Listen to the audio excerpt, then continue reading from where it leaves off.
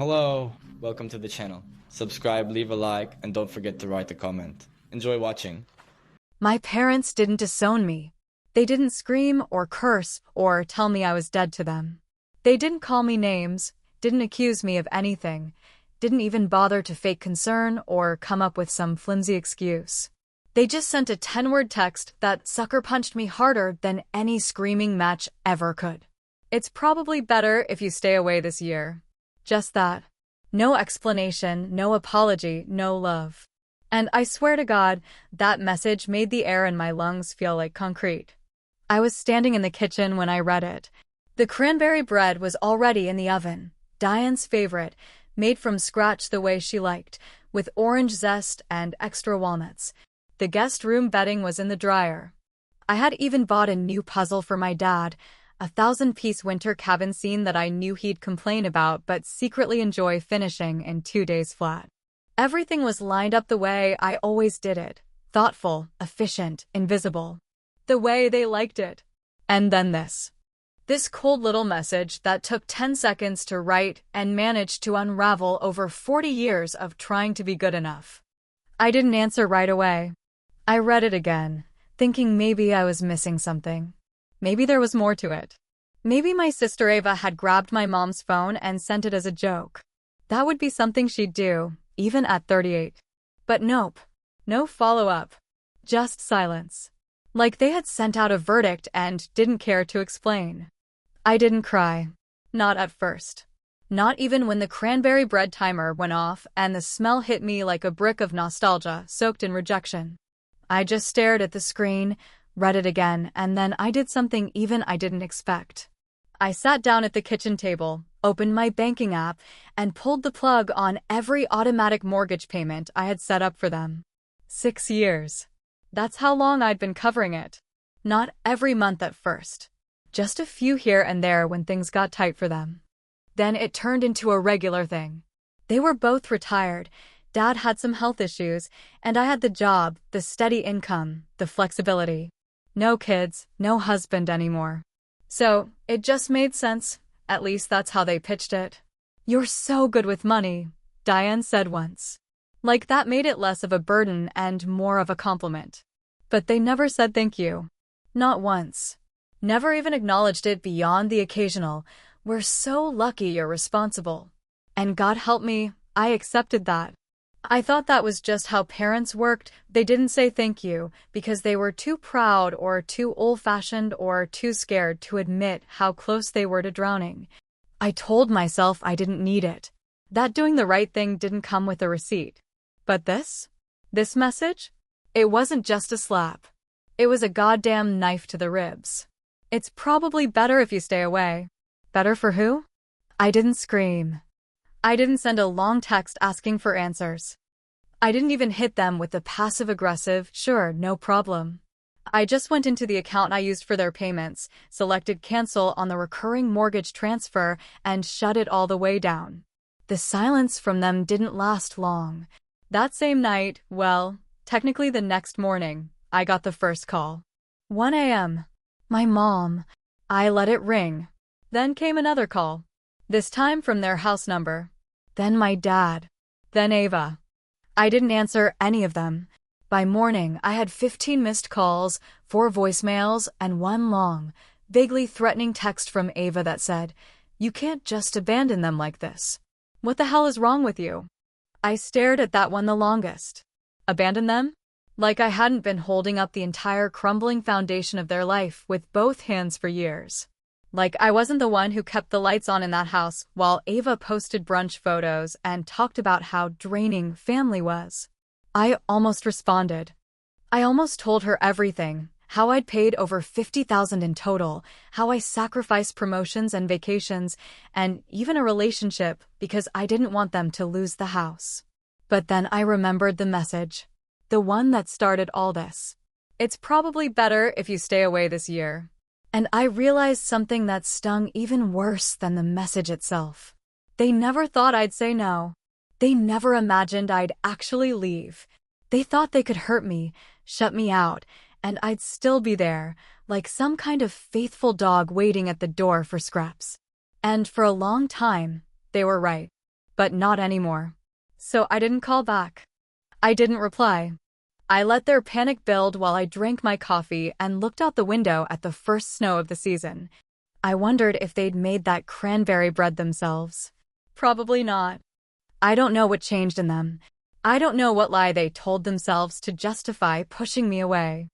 But whatever it was, it finally flipped the switch in me that I had spent my whole life pretending didn't exist. They cut me off with 10 words. I cut them off with one move. And now? Now they're spiraling. The calls haven't stopped. But I'm not picking up.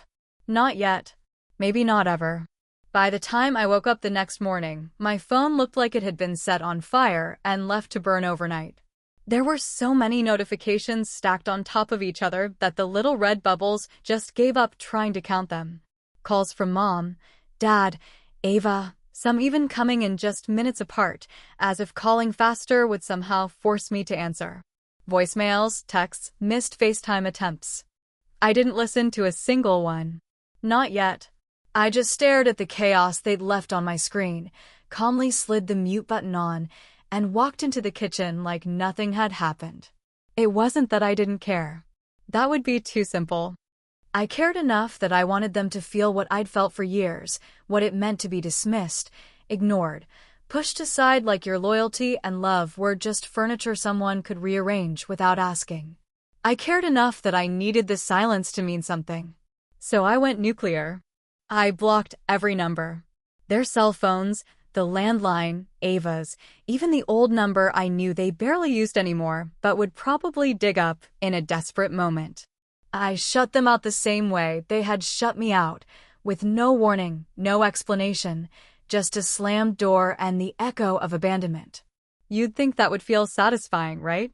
Like revenge served ice cold with a twist of justice. But the truth is, it felt a lot like holding your breath underwater and waiting to see if anyone noticed you weren't coming up. The memories hit harder than the silence. Ava getting arrested sophomore year for public intoxication. Guess who got the call? Not our parents. Me. I was the one who bailed her out while Diane conveniently pretended she didn't hear the phone ring at 3 in the morning. Or when our dad had his second back surgery and they needed help managing the house.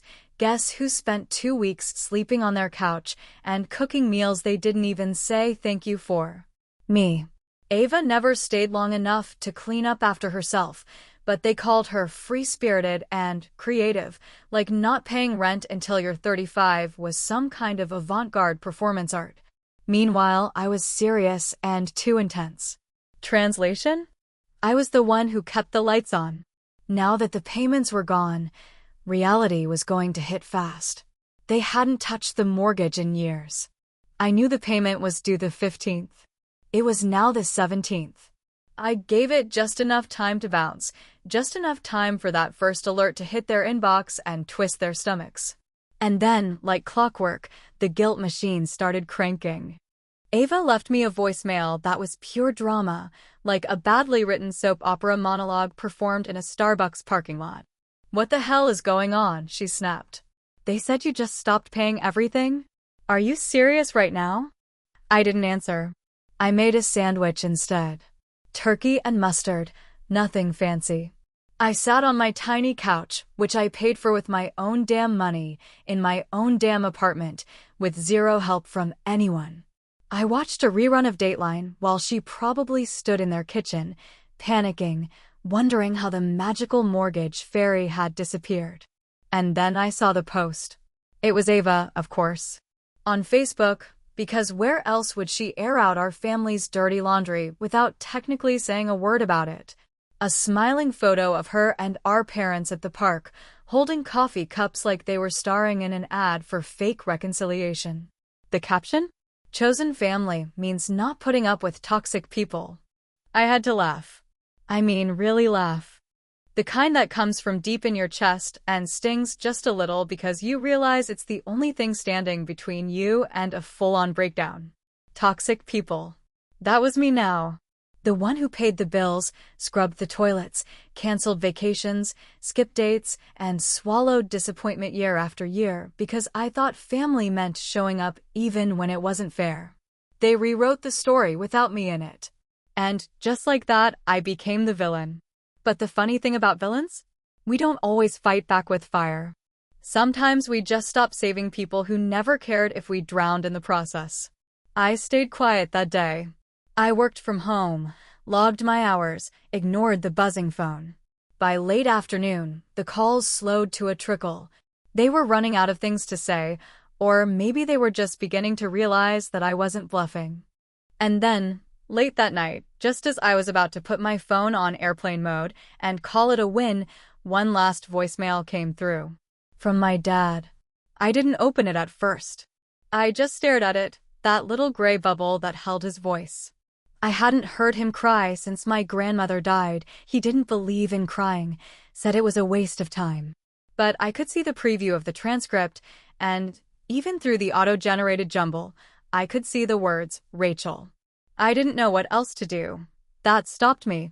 Not enough to press play, but enough to keep me staring at the phone for a long, long time.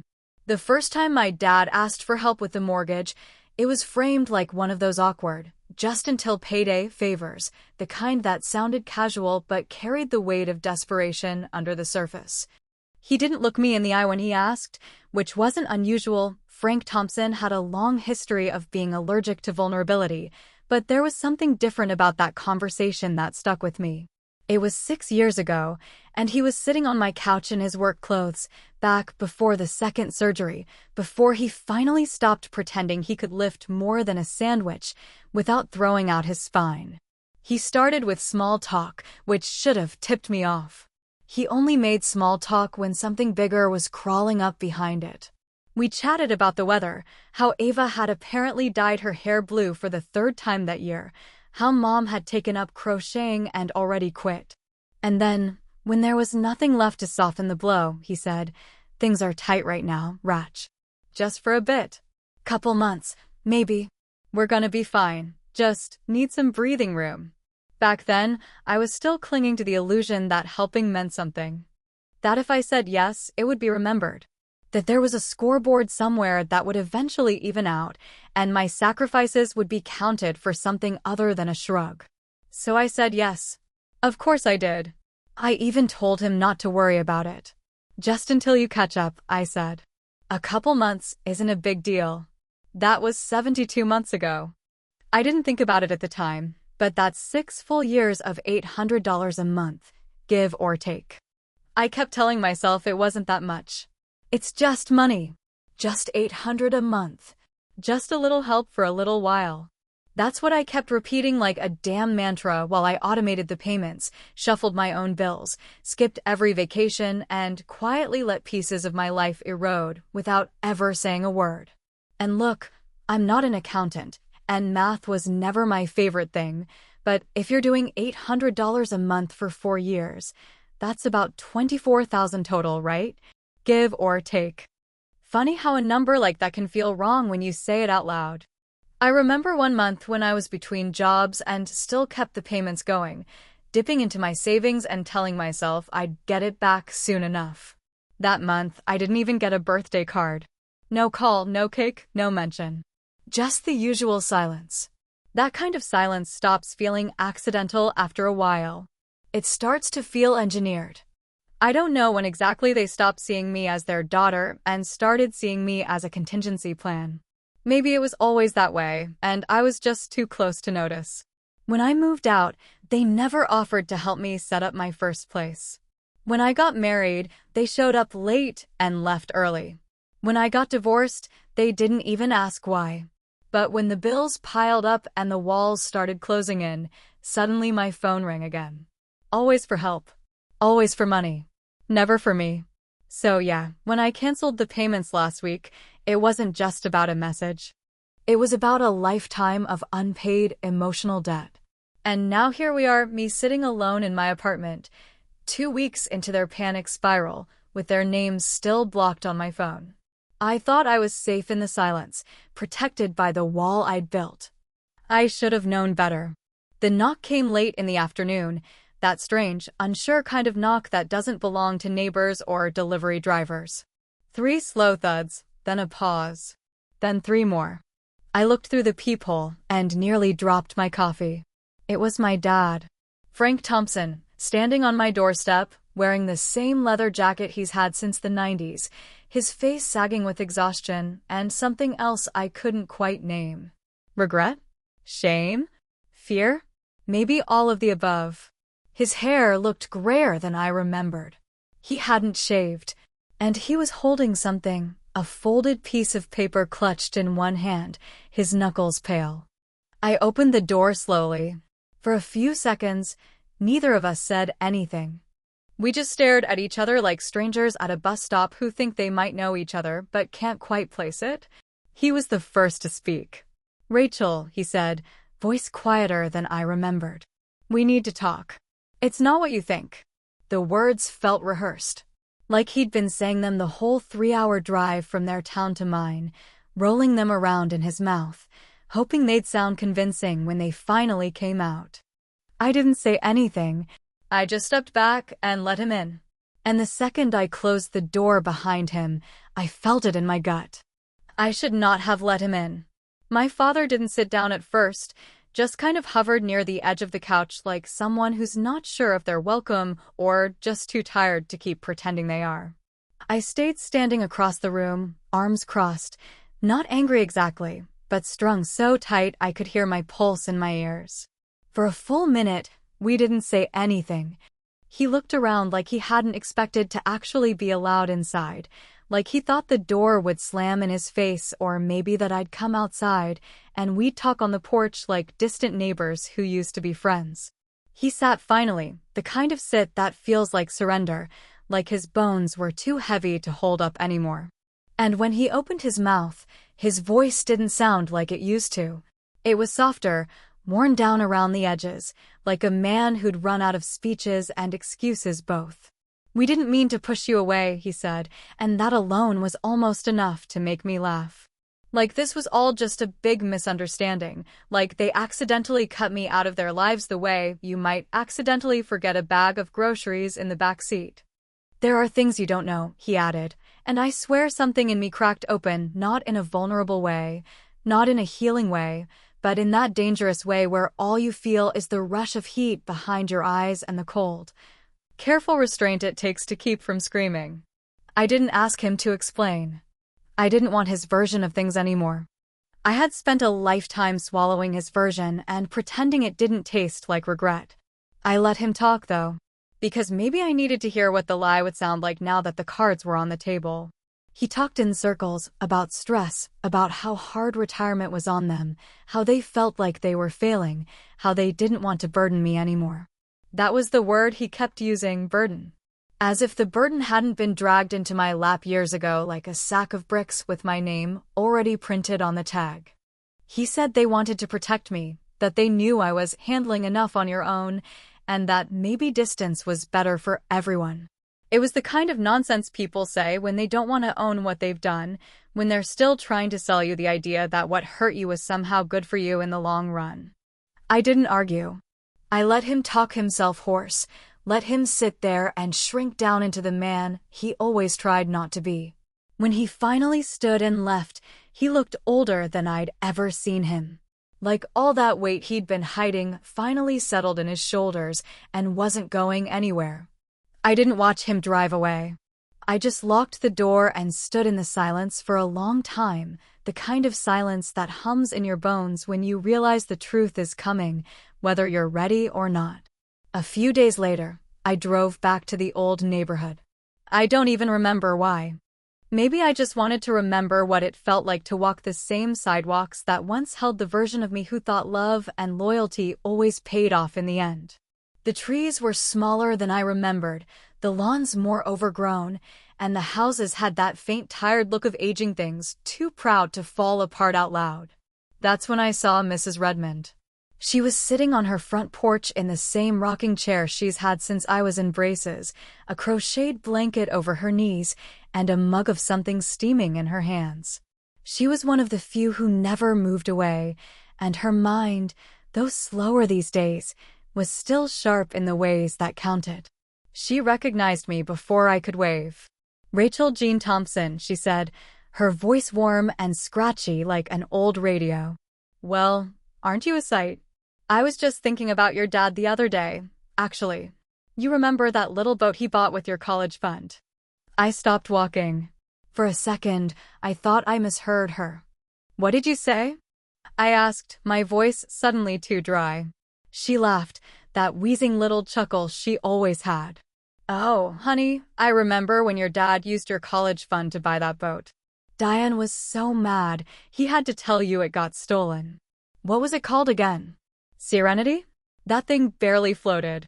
It hit me like a punch straight to the ribs. I couldn't breathe. I couldn't move. I just stood there, blinking at her like maybe if I stared long enough, she'd realize what she'd just said and take it back.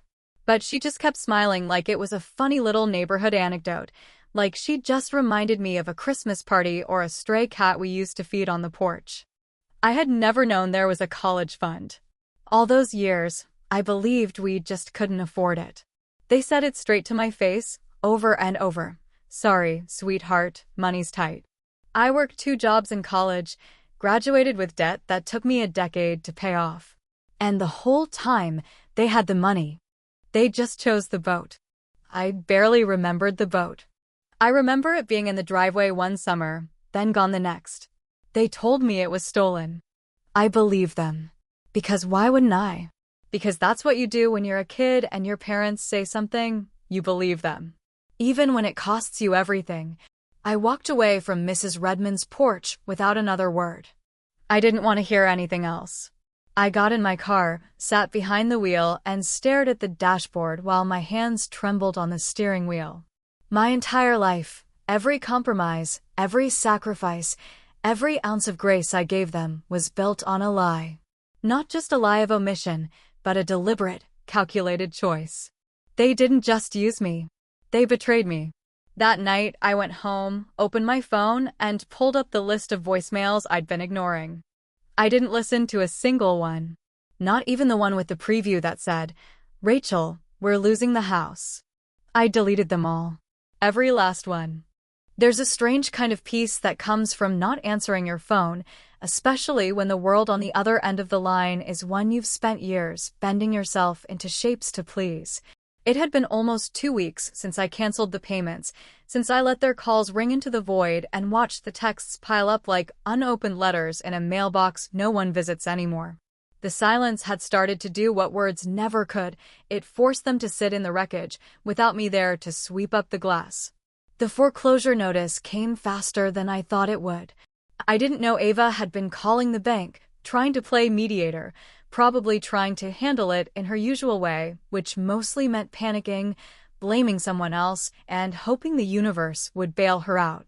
She left a voicemail 3 days ago that I didn't listen to until yesterday, her voice all breathless and high-pitched, caught somewhere between fury and desperation.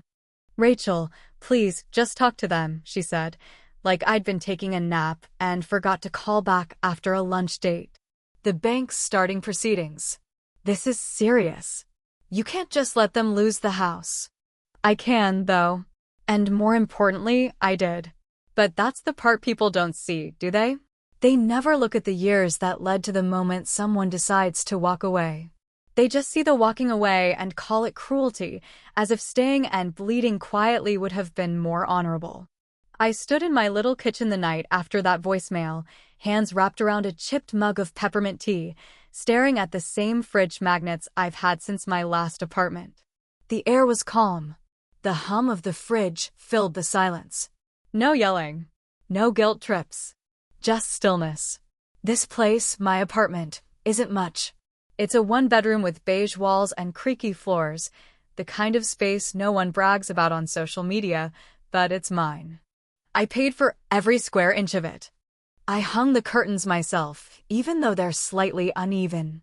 I put together the IKEA shelves after cursing at the instructions for 2 straight hours. I've cried here, laughed here, healed here. This place is built on truth, even if it's not beautiful. I thought about that boat again. Serenity. I swear I hadn't thought about it in years until Mrs. Redmond said the name out loud, and now I can't unsee it. That stupid little white thing, squatting in our driveway like a symbol of everything that was just slightly out of reach. They chose that boat over my future. Not directly, maybe, but by choice all the same. And then they lied to cover it, like I wouldn't find out, like I wouldn't remember. I sat down at my desk and opened my laptop. For the first time since this whole thing began, I started writing an email to them. Nothing flowery, nothing cruel. Just the facts. What I knew, what I felt, what I'd done. The money, the years, the silence. I wrote until the screen was filled with words I'd never said out loud. But before I could hit send, I deleted every word. Not because I was scared. Not because I didn't mean it. But because I knew it wouldn't change anything. They already knew. Or at least they know now. Later that night, I finally listened to the most recent voicemail from my dad. I played it once and then twice, like I was trying to make sure I heard it right. His voice was low, defeated, not angry, not blaming, just quiet. I thought, he said, pausing between words like each one cost him something, I thought if we kept you at a distance, it would be easier when we lost the house. We didn't want you tied to our failure. It was so backwards, so completely twisted in logic, and yet, somehow, I understood the math behind that kind of self-preservation. Push someone away before you fall so they don't have to watch you break apart. But it was too late for that. You were never toxic, he said near the end, his voice barely above a whisper. You were just the one who never quit on us. And that was the part that finally made me cry. Not because it was sweet, or because it changed anything, but because it was the closest thing to truth I'd ever gotten from him. Because he finally admitted I had been the glue, the scaffolding, the safety net they took for granted until it disappeared. And even though I wanted to throw that phone across the room, part of me just sat there, still and raw, and let the truth settle. The next morning, I got dressed slowly. No rush, no plan. I pulled on my coat, slipped on my boots, and stepped outside. The air was brisk, the sky flat and gray, the kind of day that promises nothing and keeps its word.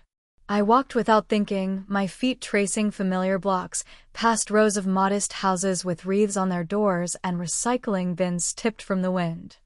I turned the corner and saw it 2 blocks down, a house just like theirs. Same shape, same dull blue shutters, same sagging porch swing. There was a for sale sign out front. I paused for a moment, staring at it like it might blink back at me. And in that instant, I felt everything at once. The ache, the release, the strange empty relief of realizing that not all stories need to be fixed. Some just need to end. I didn't cry. I didn't rage. I didn't knock on the door or call anyone to tell them what I'd seen. I just kept walking. Some answers don't come in words. Sometimes the silence says it all.